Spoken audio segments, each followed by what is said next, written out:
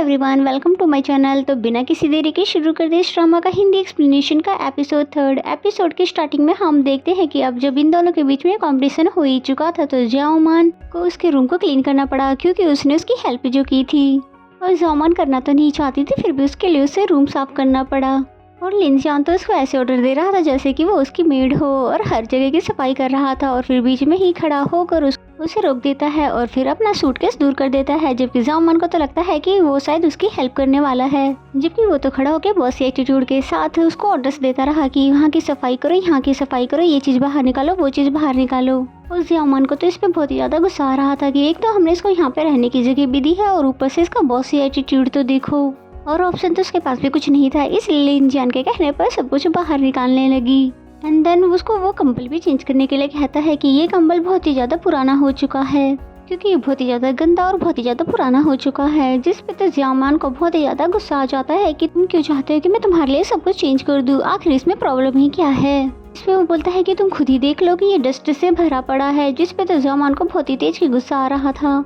लेकिन वो फिर भी खुद पे कंट्रोल कर लेती है और फिर बोलती है कि अच्छा ठीक है, चलो बताओ अब क्या चेंज करना है। सब कुछ ठीक कर देने के बाद भी वो उसके बोलने पर ये भी कह सकता था कि ठीक है, लेकिन फिर भी उसके लिए मुसीबतें बढ़ाने के लिए बोलता है कि इतना सारा जाला लगा हुआ है, क्या तुम्हें दिखाई नहीं दे रहा है, इसे भी साफ करो। बेचारे जाओमान का तो खून खोलने लग जाता है उसकी बातें सुन सुनकर। फिर भी गुस्से में आगे जाते हुए सीढ़ियों को बीच में ले आती है और फिर सोचने लग जाती है कि मुझे खुद पर कंट्रोल करना चाहिए, जबकि ये तो छोटा सा ही काम है, इसमें भला कितना ही टाइम लग जाएगा। वहीं लिनसिया नीचे खड़ा होकर उसे देख रहा था, जिस पे वो बोलती है क्या खड़े होकर मुझे देखते ही रहोगे क्या, या फिर मेरी हेल्प भी करवाओगे। जिसे सुनते ही वो हेल्प के लिए आगे बढ़ाता है और सीढ़ियों को पकड़ लेता है। जाओमान बहुत ज्यादा कोशिश करती है जालों को साफ करने के लिए, पर उसका हाथ तो उस तक पहुँच ही नहीं पा रहा था। तभी लिनचान कहने लग जाता है कि इतने नीचे से तुम अपना हाथ ऊपर पहुंचाओगे तो कैसे जाएगा, इसलिए थोड़ा और ऊपर जाओ ना। ऊपर से खाली खड़ा हुआ है और बातें भी सुना रहा है। उस पे तो जाओमान को गुस्सा आना ही था और फिर खुद ही दिल में कहने लगती है कि मानो या ना मानो, मैं थोड़ा और ऊपर गई तो मैं गिर जाऊंगी,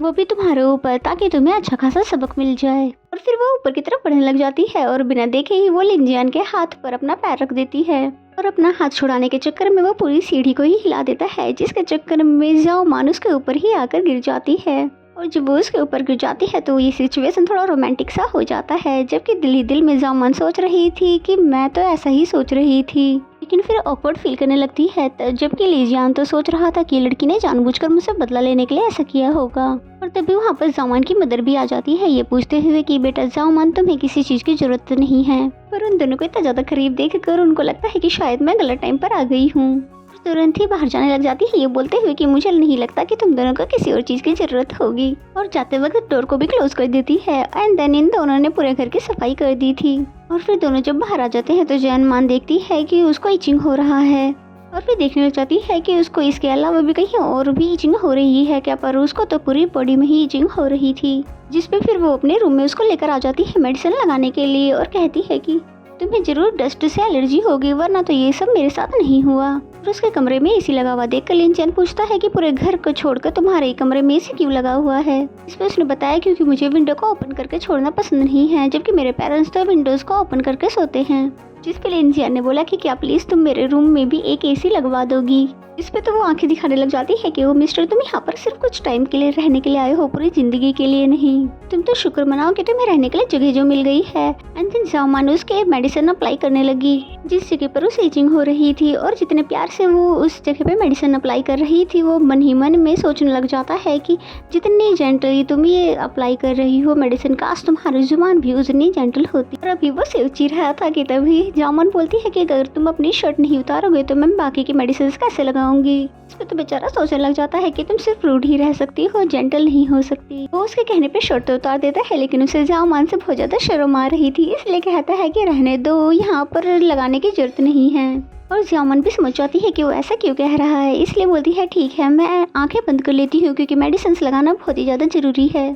और ये इचिंग के लिए बहुत ही ज्यादा इफेक्टिव है, इसीलिए तुम अगर नहीं लगाओगे तो कब तक इचिंग करते हुए घूमोगे। फिर जाओमान बोलती है कि तुम मुझे बस बताते रहना कि कहाँ पर मेडिसिन अप्लाई करनी है। फिर जैसे ही लिनचान बैक हो जाता है और उसको डायरेक्शन बताने लगता है, लेकिन जैसे ही जाओमान उसे टच करती है तो उसे तो फीलिंग बटरफ्लाई हो रही है ऐसी आती है, इसलिए जल्दी से शर्ट पहन लेता है और बोलता है बस बस और अप्लाई करने की जरूरत नहीं है। और फिर से थैंक यू बोल के वहाँ से निकल जाता है, जिसमें वो बोलती है कि अरे रुको तो सही, अभी तक मैंने मेडिसिन सही से अप्लाई भी नहीं किया है, भले तुम्हें हो क्या गया है। और फिर दिल में सोचने लग जाती है कि कैसा लड़का है, अभी तक तो मैंने ठीक से मेडिसिन अप्लाई भी नहीं की थी और ये भाग निकला। वो ये खड़ी होकर यहाँ पे सोचती ही रह जाती है। एंड देन नेक्स्ट सीन हमें नेक्स्ट मॉर्निंग का दिखाया जाता है, जहाँ पर लिन जियान अपने लिए कुछ खाने को लेकर आया था और सोच रहा था कि अब मैं जल्दी से कुछ खा लूंगा। तभी वहाँ पर जाओमान का एक फ्रेंड हिमो आ जाता है, जो कि सोचता है कि उसे देखकर जाओमान की तो पूरी फैमिली खेत में काम करने के लिए गई हुई है, तो उनके पीठ पीछे इनके घर में कौन घुस आया है, मैं इसे पकड़ लेता हूँ और बाद में मैं जाओमान को बता दूंगा, जिसे पकड़ने के लिए वो आगे बढ़ता है।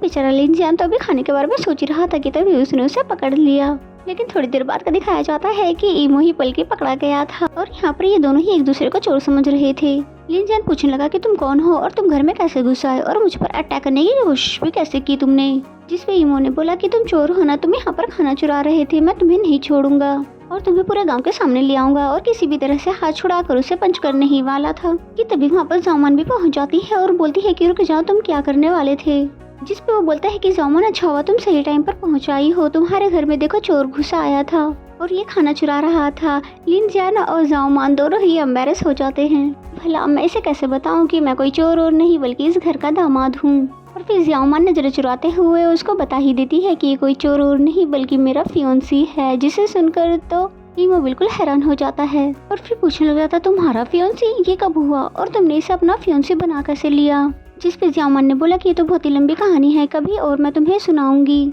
जिसपे उसने बोला कि बिल्कुल भी नहीं, आखिर तुम्हारी आंखों को हो क्या गया है जो तुमने इसे पसंद कर लिया है, और इस बात की एक्सप्लेनेशन तो तुम्हें अभी मुझे देनी होगी, क्योंकि ये लड़का तो मुझे देखने में बिल्कुल भी अच्छा नहीं लग रहा है। इसकी बातें सुनकर तो लिन जियान और जाओमान दोनों एक दूसरे को देखने लगते हैं कि अब भला इसको हम क्या एक्सप्लेनेशन दे, हम दोनों के साथ ही तो बहुत ही बड़ा प्रैंक हो गया है। एंड देन नेक्स्ट सीन में दिखाते हैं कि इन दोनों ने मिलकर उसे पूरी कहानी सुना दी थी और फिर इन दोनों की पूरी कहानी सुनने के बाद कीमा बोलता है तो अच्छा, तुम दोनों की एंगेजमेंट तुम्हारे ग्रैंडफादर ने तय कर दी थी, जिसमें उन दोनों ने सिर हिला दिया और फिर वो पूछने लग जाता है पर तुम दोनों शादी के लिए मान भी गई, जिसपे वो दोनों बोलते हैं कि फिर इसमें प्रॉब्लम क्या है, जिसपे वो बोलता है कि बहुत बड़ी प्रॉब्लम है, अभी तक तो जाओमान किसी के साथ रिलेशनशिप में भी नहीं आई थी और अचानक से उसका फियांसी भी आ गया है, जिसे देखते ही लिन जियान दिल ही दिल में सोचने लगता है कि वाओ, ना तो मैं कभी रिलेशनशिप में आया और ना कभी ये आई है। और फिर तभी जाओमान बोलती है कि देखो, जब पहली बार हम दोनों ने एक दूसरे को देखा तो पहली नज़र में ही हम दोनों को एक दूसरे से प्यार हो गया और हम दोनों तभी शादी के लिए भी राजी हो गए। और फिर जन हाओ पूछती है हाँ मैं बिल्कुल ठीक कह रही हूँ ना, जिसपे वो भी इसको होल्ड करते हुए बोलता है कि हाँ ये बिल्कुल ठीक कह रही है। वो कहता है कि हाँ, इसने जब मुझे पहली बार देखा था तभी उसको पहली नज़र में मुझसे प्यार हो गया था और दिल ही दिल में तो दोनों को ही एक दूसरे पे गुस्सा आ रहा था, लेकिन कर भी क्या सकते थे सिवाय एक्टिंग करने के। लेकिन उसके फ्रेंड को समझ नहीं आ रहा था कि जाओमान तुम तो किसी लड़के को अपने घर में नहीं छोड़ती थी, लेकिन अब तो तुम इसको अपने घर में रहने भी दे रही हो। और ये सारी बातें तो छोड़ो, तुम्हें तो लव शॉप पे बिलीव ही नहीं था और अब तुम कह रही हो कि तुम्हें इससे प्यार हो गया था, जिसपे वो दोनों एक दूसरे के साथ लवी डबी बिहेव करते हैं और कहते हैं कि अब सिंगल कब तक रहा जा सकता था, इसलिए कभी न कभी तो पार्टनर ढूंढना ही होगा। बेचारा जेनो तो बहुत ही ज्यादा हैरान हो जाता है क्योंकि बेचारा तो अभी भी एक्सेप्ट नहीं कर पा रहा था, लेकिन फिर कहता है अगर तुम लोग कह रहे हो तो मैं मान लेता हूँ, और ये कहकर वो वहाँ से चला जाता है। फिर इन दोनों ने उसके जाते ही खुद को एक दूसरे से दूर कर दिया क्योंकि अब ड्रामा करने की क्या जरूरत है। इसी सीन के साथ ये एपिसोड यहीं पे खत्म हो जाता है। तो मेरा एक्सप्लेनेशन अगर आपको अच्छा लगता है तो वीडियो को लाइक करें। तो मिलते हैं नेक्स्ट एपिसोड में, तब तक के लिए बाय बाय।